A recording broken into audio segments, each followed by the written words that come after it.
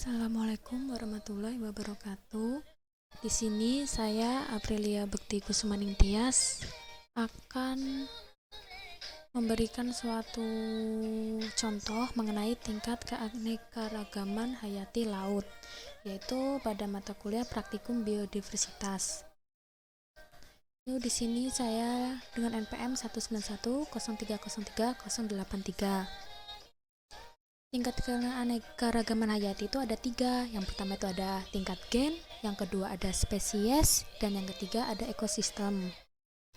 Nah, keanekaragaman hayati menurut World Wildlife Fund pada tahun 1989 yaitu merupakan jutaan tumbuhan, hewan, dan mikroorganisme termasuk gen yang dimiliki serta ekosistem rumit mereka banyu menjadi lingkungan hidup. Semua level organisme menunjukkan bahwa biodiversitas mengacu pada diversitas gen, spesies, dan ekosistem. Nah, di sini saya akan memberikan contoh pada keanekaragaman hayati di Taman Nasional Laut Bunaken yang ada di Manado, Indonesia. Yaitu hanya untuk beberapa contoh saja.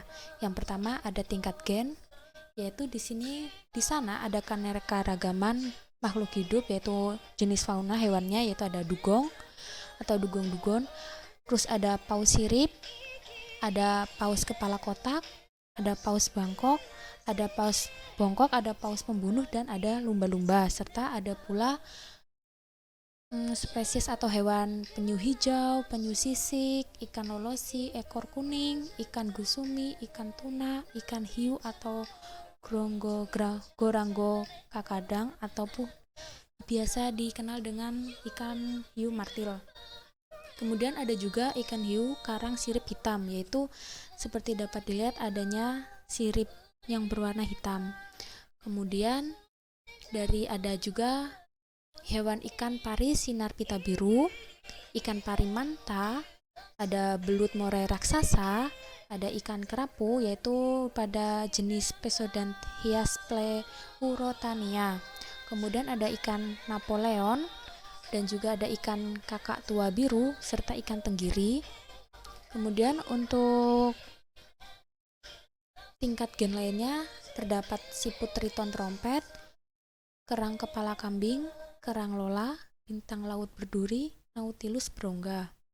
Ada pula di sini karena di sana mempunyai banyak sekali tingkat gen terumbu karang. Di sini saya akan memberikan 3 kelompok terumbu karang. Yang pertama ada terumbu karang tepi, biasanya ada di tepi-tepi. Kemudian ada karang penghalang besar atau barrier reef, itu biasanya seperti linear lurus, seperti ada jalan seperti ini, seperti yang dapat kita lihat. Kemudian ada terumbu karang lepas, yaitu terumbu karangnya seperti berkelompok tapi berpisah-pisah seperti itu, atau patch reef. Kemudian ada keanekaragaman gen dari segi tumbuhannya atau floranya, itu terdapat lamun thalassiya, lamun dari jenis Enhalus acoreides, dan kemudian ada lamun Cymodacea, kemudian ada milamun atau Syringondium isontemphalium, kemudian ada rumput dayung atau Holypila ovalis, dan lamun kayu atau Thalassodendron ciliatum. Kemudian kita ke tingkat keanekaragaman hayati tingkat 2, yaitu ada spesies. Nah, di spesies ini semua keanekaragaman diperkecil kembali ataupun dikelompokkan lagi menjadi tingkat spesies atau dikelompokkan berdasarkan spesiesnya. Yang pertama yaitu dari spesies suku Dugongidae, yaitu seperti masih keturunan ataupun evolusi dari gajah ya, yaitu seperti dugong atau duyung, sering kita panggil dengan ikan duyung dengan nama ilmiah dugon-dugon. Kemudian dari jenis paus atau cetacea, yaitu ada paus kepala kotak yang tadi sudah saya sebutkan di bagian keanekaragaman gen, ada paus bongkok, paus pembunuh, ikan hiu, lumba-lumba, ikan hiu karang sirip hitam, dan paus sirip. Untuk paus pembunuh ini dia masuk ke dalam jenis lumba-lumba sebenarnya, cuma karena ukurannya yang menyerupai dengan paus maka sering disebut dengan paus pembunuh. Kemudian dari keanekaragaman spesies lainnya yaitu ada dari spesies penyu atau Selonioidea, yaitu ada penyu hijau atau Seleniamidas, dan penyu sisik Eretmoheles imbriset. Kemudian dari spesies belut atau Monopterus itu di sini terdiri sana di kebun di taman laut itu terdapat belut moray raksasa atau Gymnotorax javanicus. Kemudian ada juga spesies kuda laut, sebenarnya ada banyak tapi yang saya tahu atau saya dapatkan yaitu jenis kuda gusumi atau Hippocampus kuda. Kemudian ada bintang laut, yaitu salah satunya ada bintang laut berduri yaitu Ansansater plancy. Kemudian ada spesies pari atau Batoidea, yaitu ada dua, ada ikan pari sinar pita biru atau Pterolimina dan ikan pari manta Mobula birostris. Kemudian untuk keanekaragaman spesies, yaitu karena di sana terdapat banyak sekali spesies ikan, dari ikan karang seperti ikan Napoleon ini, dia termasuk jenis ikan karang. Seperti temannya itu ada yang sering kita dengar yaitu ikan badut, itu termasuk ikan karang. Ikan kakatua biru juga, karena banyak sekali jenis, jadi akan saya kelompokkan menjadi spesies jenis ikan laut, yaitu ada ikan tuna, ikan lolosi ekor kuning atau Lutjanus casmira, ikan kerapu yaitu pada jenis Pesodanthias pelotania, kemudian ada ikan kakatua biru Scarus blackeri, dan ikan tenggiri Sicomboromirini.